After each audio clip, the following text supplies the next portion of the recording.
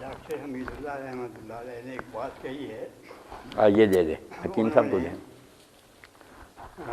ایک بڑا اور اس پر بڑے ہوئے ناراض ہوئے تھے اور بڑا اس کا اظہار کیا تھا. وہ قدرت اللہ تھا, یہ عربی کا پروفیسر گورنمنٹ کالج میں. انہوں نے کہا کہ سوال صرف اتنا ہے کہ حدیث جو ہے وہ ثابت ہے یا نہیں ہے.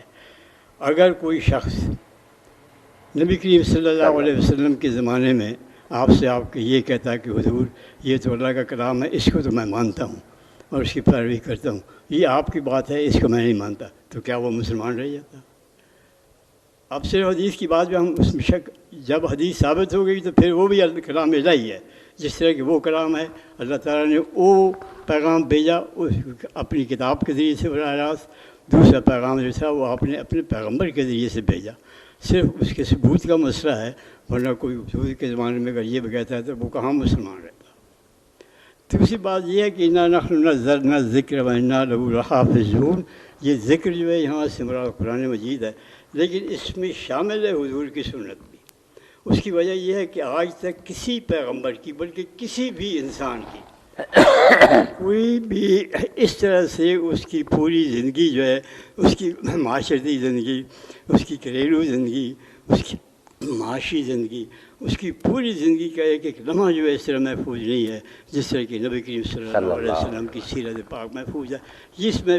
اس کا کیوں کیا یہ اس کا کیوں کیا گیا, اس کی کیا وجہ تھی کہ وہ آپ دوسرے پیغمبر کو آپ دیکھیں, ان کے بارے میں بھی جو کچھ معتبر ہمیں معلوم ہے وہ صرف قرآن مجید کے ذریعے سے موجود ہے, مگر ان کی میں سے کوئی کتاب جو ہے اپنی اصل زبان میں موجود نہیں ہے اور نہ اپنی اصل شکل میں موجود ہے.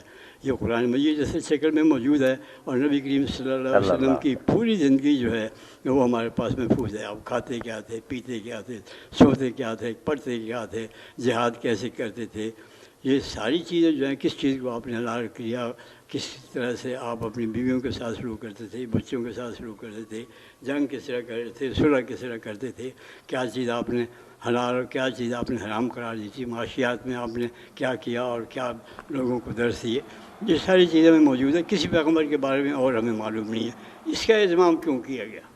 یہ ساری چیزیں ہمارے, یہ تو ہمیں اللہ کا شکر ادا کرنا چاہیے کہ ہم ایسے پیغمبر کی امتی ہیں جن کے لیے ہمیں اپنی زندگی کے ایک ایک قدم پر رہنمائی ملتی ہے. ہم اس کی ناشکری کریں کہ ہمیں جو ہے وہ یہ ضرورت ہی نہیں ہے. کیسی بات ہے, اللہ تعالیٰ نے ہمیں ایک بڑی نعمت دی جو آج تک کسی اور امت کو نہیں ملی, کہ ہمیں ہر قدم پر رہنمائی موجود ہے, لیکن ہم کہتے ہیں نہیں ہم تو گمراہ ہو گئے, ہم راہ پہ نہیں چلے گے, ہمارے سامنے ہم تو آنکھیں بند کر کے چلنا ہے.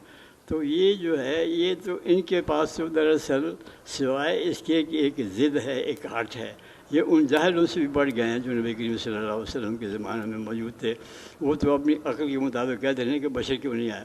یہ کہتے ہیں کہ بشر تو آیا, لیکن وہ بشر وہ تھا بس اسی طرح سے جیسے ہم بشر ہیں. ہم بشر ہیں تو ہمارے پاس تو وہی نہیں آتے. وہ فرق کیا, انما انا بشر مثلکم یوحی الی, میں تمہاری طرح انسان ہوں, کچھ نہیں, باقی کھاتا پیتا تمہاری طرح ہوں, سارے شادی کرتا ہوں, یہ ساری چیزیں میرے پاس موجود ہے, کھاتا ہوں, لیکن یوحی الی, فرق کیا, میری طرف وہی آتی ہے, تمہاری طرف وہی نہیں آتی. اس لیے مجھے اللہ تعالیٰ نے وہ مقام دیا ہے, اور اسی لیے پھر وہ ابد تک کے لیے کوئی کسی دوسرے پیغمبر کے, جو بھی پیغمبر آیا اس نے اپنے بعد میں آنے والے کی پیشین گوئی کی.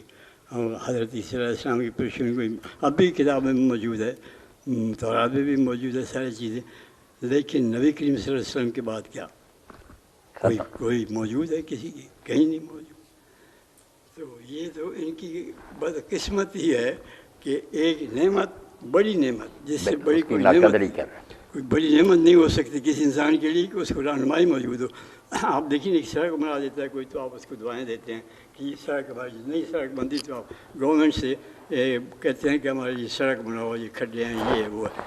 آپ کے لیے ایک شاہراہ موجود ہے, آپ اس کے لیے انکار کر رہے ہیں کہ یہ شاہراہ موجود ہے. ہم تو اپنی بنائی ہوئی پگڈنڈیوں میں چلیں گے, دھکے کھاتے رہیں گے. اگلا حصہ انشاءاللہ اگلی مرتبہ.